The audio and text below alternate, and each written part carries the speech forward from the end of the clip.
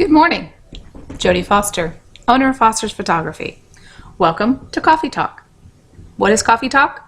Well, it's going to be an interactive experience that's going to happen on Mondays, Wednesdays, and Fridays right here on Foster's Photography page. You might be asking me, what's it all about? Well, I stole the idea from a friend of mine. Her name is Sarah Price.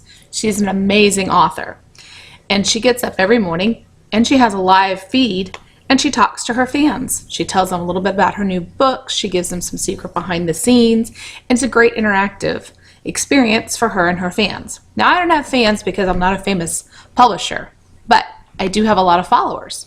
And you have a lot of great questions. And I mean a lot of great questions. And a lot of them are the same. So what this is geared towards is to help you figure out some of the questions that you have as far as photography. Now, this can be anything from what to expect in a photography session. What do I wear? What do you suggest?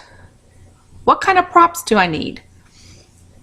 Down to also, what do I do with the pictures after I get them? So many of you just leave them right here on your computer. I'm going to give you some ideas, some hints, some new creative ways for you to take them off your computer, put them on your walls. That's going to be another day. However, those of you who know me know, like my coffee. Large cups of coffee. This happens to be my favorite cup today. It says live, laugh, love. And I usually add smile to the bottom of it. So, get your coffee. Brain juice. And let's get to talking. All right, today's topic is going to start off real easy, and then we'll work into some of the harder things in a day or two. Today is going to be about the number one question I always get asked. What do we wear for our photo shoot? It's pretty basic, simple. Don't overthink it. Now, I would say wear whatever you want. However, I can pretty much talk for a couple photographers I know. I've been shocked a few times with people, the way they show up for some of the photo sessions. And there are some yeses and nos that photographers prefer for you not to have. Plaid is one of them. This isn't the days of 35mm film anymore, where you take the picture and then you go. There is such a huge editing process behind the scenes that if you have plaids and they're not matching, sometimes it becomes really pretty close to impossible to match things up again and make it look seamless.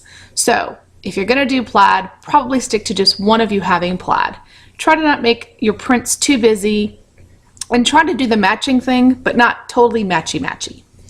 The other thing with your clothing, before I get into some more details, is make sure they're comfortable. The last thing you want to do is show up for your photo session and be pulling and tugging and lifting.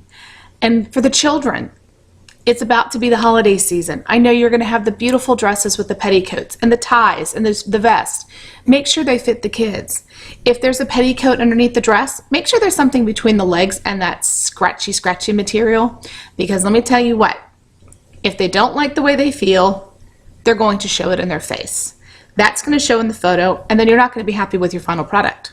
So, make sure their clothes are comfortable. Make sure they fit. Also, you don't want to show up with things that are too bound up and you feel uncomfortable. Because if you feel uncomfortable, again, it's going to show in your face. So, rule number one, stay away from plaid and crazy busy material. Rule number two, make sure your clothes fit and they are comfortable. Rule number three, have fun with colors, but check your colors before you show up. You can always do the plain, simple black with jeans, white with jeans. Very traditional, very clean. However, it doesn't have to be just a t-shirt. You can all have a white shirt on that has your different kind of flair to it. Maybe you want a collar, maybe you want a scoop neck, maybe you want some ruffles. Have fun, play with it. Show your own individuality. You don't have to be a cookie cutter. Now, as far as your color palette goes, experiment a little bit. Pick a shade, say blue. Put the boys in a darker blue, the girls in a lighter blue. Maybe have some kind of nice print that has the blue in it to tie it all together. Pinks are gorgeous, and yes, men like pink too, and they look amazing in it. However, one thing I want you to do is try your colors on your skin tones. You'd be surprised that you think you look good in something, If you step outside, it can give you a completely different hue. Know your surroundings. Are you shooting outside? Are you shooting in a studio? Is there going to be bright light? Is it going to be overcast? Are you going to be shooting at night in the sunset? Take your clothes out at that time of the day and check it. Take a selfie with your camera. Do you like the way your skin looks with it? And it's not just about you. Make sure your entire family is comfortable in those colors. Don't overthink it. Just have fun.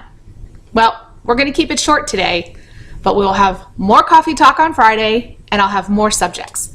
If you have any questions, please feel free down here to go ahead and send them to me. You can also message me or text me, and I'll be happy to answer them. If for some reason I can't get the answer, I have plenty of photography friends that are local and will be happy to help me figure out the answers for you. So anyways, have a great day. Get your coffee, get your brain juice, and live, love, laugh, smile. Have a great day. Talk to you Friday.